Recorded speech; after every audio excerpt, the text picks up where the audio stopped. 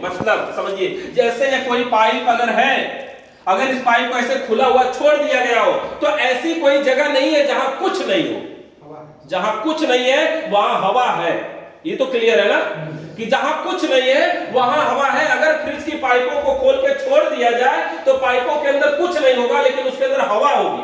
और अगर पाइप के अंदर हवा है और फ्रिज में गैस भरी जा रही है तो पहले से हवा है और भर दिया ठंडी गैस, तो ठंडी वाली गैस जाएगी और उस हवा को ठंडा करेगी।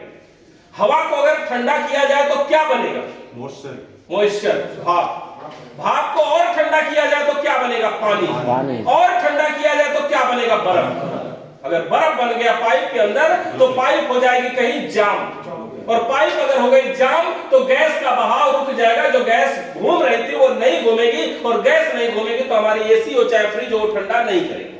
समझ पा रहे? इसलिए उसके अंदर की हवा को निकालना जरूरी है। इसलिए हवा निकालते समय इसकी सुई माइनस में जाती है, -30 तक जाती है। यानी कंपाउंड गेज का प्रयोग वैक्यूम करते समय ज्यादा किया जाता है, वैक्यूम करने के लिए किया जाता है। कंपाउंड गेज अगर हमारे पास है, कंपाउंड गेज और प्रेशर गेज की पहचान क्या है कि कंपाउंड गेज में सुई माइनस में भी जा सकती है और प्रेशर गेज में सुई केवल प्लस में जाती है। तो कंपाउंड गेज अगर हमारे पास है तो हम लगभग सारे काम कर सकते हैं, उससे गैस भी चार्ज कर सकते हैं। इसमें प्रेशर नापने का भी ऑप्शन दिया रहता है, इसलिए इससे प्रेशर भी चढ़ा सकते हैं, इससे वैक्यूम भी कर सकते हैं, इससे गैस भी चार्ज कर सकते हैं। यानी कंपाउंड गेज अगर हमारे पास है तो हम सारे काम कर सकते हैं इससे। लेकिन प्रेशर गेज अगर हमारे पास है तो हम सारे काम नहीं कर पाएंगे, क्योंकि हम इससे वैक्यूम नहीं कर सकते, क्योंकि इसमें सुई माइनस में जाने का ऑप्शन ही नहीं है। समझ पाए?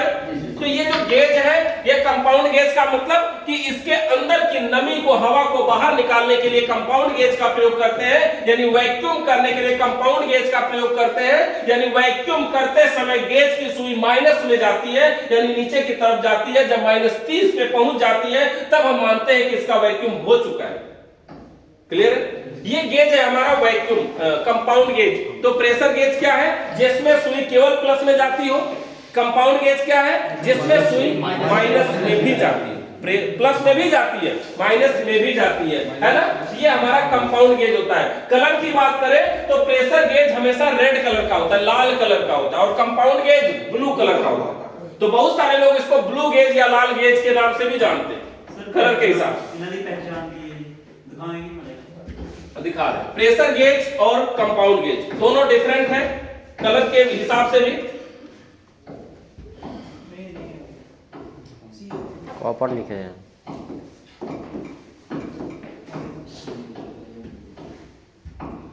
ये कंपाउंड गेज, ये ब्लू कलर का है देखने में, और इसमें जो सुई है वो माइनस में भी जा सकती है। इसमें सुई जहां पे आपको दिखाई दे रही है इस टाइम, इसको देखिए, उसके नीचे भी ऑप्शन है कि यहां तक सुई आ सकती है। क्लियर नहीं होना है सर? -30 -30 तक इसमें गेज में सुई जाती है, और जो प्रेशर गेज है उसमें सुई माइनस में नहीं जाती।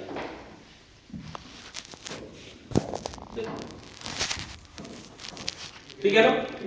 अब इस गेज को भी देखिए, अगर ये जो गेज है -30 तक इसमें सुई जाती है, 30 तक क्या दिखाई दे रहा है? गेज के अंदर थोड़ा सा देखते हैं। जो गेज है ना उसके अंदर यहां पे देखिए लिखा है केजी, दिख रहा होगा, उसके ऊपर लिखा है PSI। ये जो PSI है हम उसी को देखते हैं, PSI के सामने वाले नंबर को ही देखते हैं। जब हम फ्रिज में गैस भरेंगे तो हम इसी नंबर को देखेंगे, तो 0 20 40 60 80 100 120 140 ये लिखा है, इसी को देखते हैं। ये जो बाहर लिखा है 0 1 2 3 4 5 6 7 8 इसको हमें नहीं देखना। हमें किसको देखना है? PSI को। PSI इसमें ऊपर लिखा है, मतलब उस लाइन को देखना है। कुछ में PSI बाहर लिखा रहेगा, यहां लिखा रहेगा अगर, तो समझिए इसके बाहर वाले को देखना है। यानी हमें PSI को देखना है, प्रेशर पर स्क्वायर इंच, इसका पूरा नाम है। तो हमें इस PSI वाले ऑप्शन को देखना है कि कितना प्रेशर हमारा भरा है। अब गेज के अंदर से समझना थोड़ा सा, जैसे 0 लिखा है, 20 लिखा है, 40 लिखा है, 60 लिखा है, 80 लिखा है। हमें हर एसी में, फ्रिज में जो गैस भरनी होती है, सभी का रनिंग प्रेशर स्टैंडिंग प्रेशर होता है। मतलब चलते समय उसकी सुई कहां होनी चाहिए, रुकते समय उसकी सुई कहां होनी चाहिए। तो अगर मान लीजिए किसी जैसे हमने फ्रिज में गैस भर रहे हैं, तो जब हम गैस भरते हैं R134, तो इसमें जो पीएसआई भरते हैं वो 12 से 15 पॉइंट भरते हैं, 12 से 15 पीएसआई। अब 12 से 15 पीएसआई का मतलब है जब हम गैस के हैंडल को खोलेंगे तो इसमें 12 से 15 तो हमें डायरेक्ट दिखाई दे नहीं रहा है, नहीं हमें, लेकिन 20 दिख रहा है, 20 दिख रहा है ना। तो 20 और 0 के बीच की जो मोटी लाइन होगी वो क्या होगी? 10, यही ना होगी। 20 और 0 के बीच की जो मोटी लाइन है वो 10 होगी। तो 10 और 12 हमें चाहिए, 12 से 15 चाहिए, यानी 10 के बाद वाला पॉइंट ही 11-12 हो सकता है ना। तो 10 के बाद और 20 से पहले 12 से 15 हो ही जाएगा, यही ना होगा। 10 के बाद और 20 से पहले 12 से 15 हो जाएगा, तो गैस के हैंडल को खोलेंगे और तब तक गैस चार्ज करेंगे जब तक सुई 12 से 15 पे पहुंच नहीं जाती। समझ पाए? यानी इस गेज में पीएसआई को हमें देखना है। अब इसके अंदर देखेंगे, ये गेज का लास्ट पीएसआई 200 तक है, यही ना है, 220 है।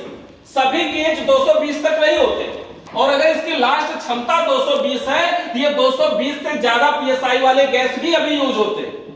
तो ये जो गेज है 220 पीएसआई वाला, इससे हम सिर्फ फ्रिज में ही समझिए गैस भर सकते हैं, एसी में भी भर सकते हैं, R22 गैस भर सकते हैं, मतलब वो गैस भर सकते हैं जिसका रनिंग या स्टैंडिंग प्रेशर 220 के अंदर हो। ये वैसी बात है जैसे हमारा वोल्ट मीटर होता है 300 वोल्ट तक या फिर 500 वोल्ट तक, या फिर उससे भी आगे 1000 वोल्ट 2000 वोल्ट भी होते हो, है ना। तो ये 220 से ज्यादा पीएसआई तो नहीं ना नाप पाएंगे, इस गेज की क्षमता ही वही है। तो गेज ऐसे भी मिलेंगे जो 700 पीएसआई तक बता सकते हैं, 1000 पीएसआई तक बता सकते हैं, लेकिन नए टेक्नीशियन के लिए ये छोटा गेज ही अच्छा है। 700 पीएसआई वाला गेज अगर होगा तो ये इतनी बड़ी जगह में ही तो 700 पीएसआई तक लिखा होगा, मतलब इतने बड़ी में जहां ये 20 लिखा है ना, वहां 0 के बाद हो सकता है सीधे 100 लिखे, फिर 200 लिखे, फिर 300 लिखे, फिर 400 लिखे, फिर 500 लिखे, फिर 600 लिखे, फिर 700 लिखे, इतने बड़े एरिया में लिखेगा ना। अब अगर सीधे 100 लिखा, यहाँ 0 के बाद 100 लिखा और हमें गैस भरनी है 12 से 15, तो कैसे ढूंढेंगे? 100 का आधा ढूंढेंगे तो 50 मिलेगा, यही ना होगा।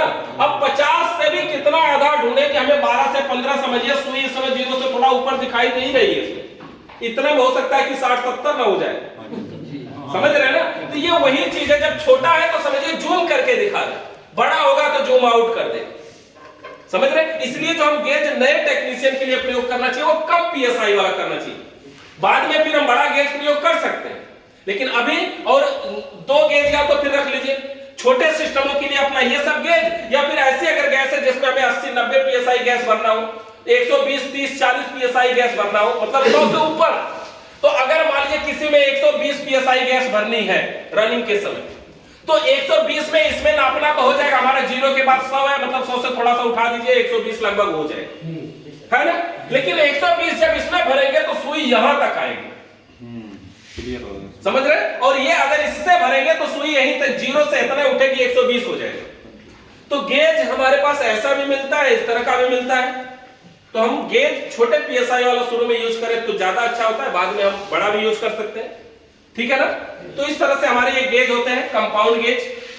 सर जो ये 12 से 15 पीएसआई है, इसमें लगभग कितनी गैस चली जाती है? इसमें अब ये देखो सभी सिस्टमों में क्या है ना कि गैस कितनी भरनी चाहिए, अब वो समझ लीजिए, वजन की बात नहीं, वजन की बात नहीं है, वजन खाली हमें कितना गैस किसी के घर लेके जाना चाहिए वो जानने के लिए वजन की जरूरत है, बाकी मेन बात यहाँ वजन की नहीं है। समझिए किसी भी सिस्टम में अगर जैसे मान लीजिए हर गैस का जो रनिंग प्रेशर होता है उतनी ही गैस भरते हैं, जैसे R134 है तो 12 से 15 ही भरना है। अब वो चाहे फ्रिज चाहे 40 लीटर 50 लीटर की हो, चाहे 100 लीटर की हो, चाहे 500 लीटर की हो, मतलब फ्रिज चाहे छोटा सा बच्चा जैसा हो, चाहे बड़ी हो, चाहे बहुत बड़ी हो, हमें उससे मतलब नहीं, भरना है तो बस R134 अगर है तो 12 से 15 होना चाहिए। अगर ज्यादा हो गया सर तो समझ रहे हैं क्या?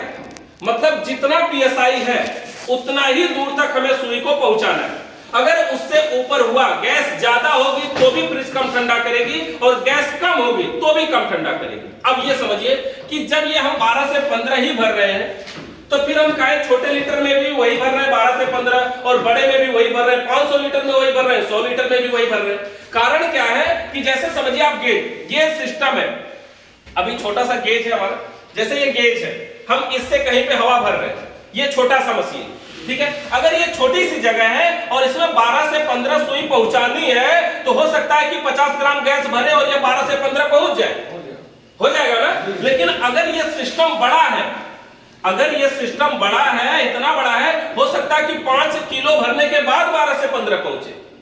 समझ पा रहे क्या? अब इसमें भी 50 ग्राम भर देंगे तो 12 से 15 थोड़ी ना पहुंच जाएगा, नहीं ना पहुंच जाएगा। अंदर के गैस का दबाव उतना होना चाहिए तब कूलिंग होगी। मतलब समझ रहे?